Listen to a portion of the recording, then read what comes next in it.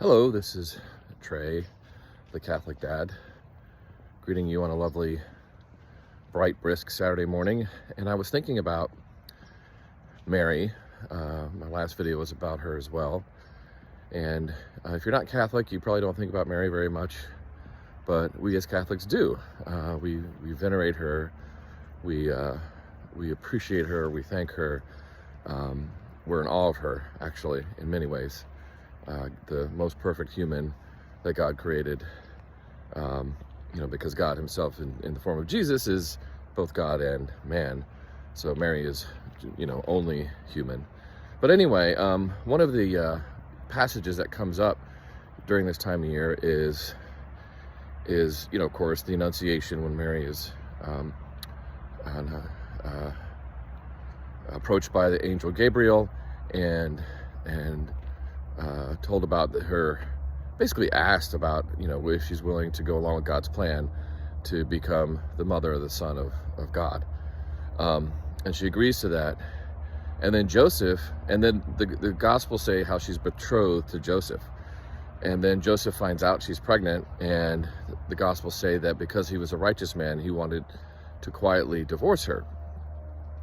And I always thought, well, man, that must have been a really tricky thing, because if they were just betrothed and they weren't actually married, and she was pregnant, and before they were fully married, like, wow, that would be like really awkward, right? Like people would think maybe she got pregnant before they actually came together, and how that would be such a burden for both of them. And of course the angel then appeared to Joseph in a dream and said, do not be afraid to take Mary into your house, and he did, and the rest is history, so to speak. And but it's interesting, because for decades I just I went over the word divorced.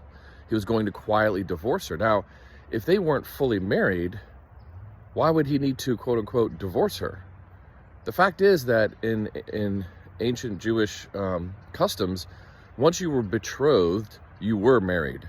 They didn't actually, we use the word betrothed because we don't really have an equivalent for it, but betrothal was like the first step in getting married. That means you're married, you can be together, you can have your conjugal relations, but you don't yet have your own household.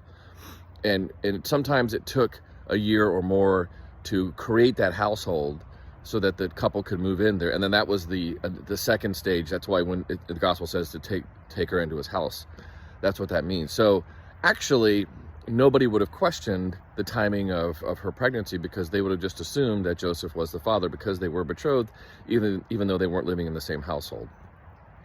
So that's just kind of an interesting little thing that, you can read the Bible 100 times and you will miss something so obvious like that. Like if they weren't married, why did he consider getting a divorce? So yeah, that's my little tidbit for the day. Hope you're having a wonderful day, and God bless.